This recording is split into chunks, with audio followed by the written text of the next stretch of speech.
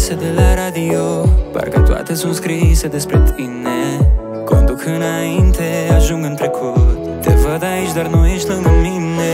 Oare îți mai amintești când m-ai uitat pe culmile iubirii și fără să vreau eu am parcat pe strada amintirii? Ajung singur la masă, în dor înnecat, chiar în locul nostru preferat. Dragă tristețe, nu te-am invitat. Dragoste, vă rog, plătesc orice pot. Dacă n-ai iubire, nu poți spune că ai tot. Dragoste, vă rog, plătesc oricât ar fi. Eu fără iubire, pentru ce aș mai trăi?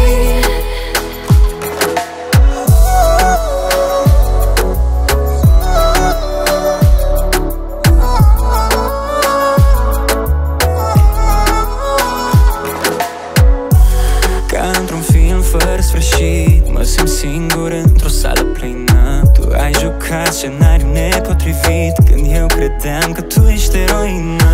Oare îți mai amintești când îmi spuneai că iubirea n-o să plece?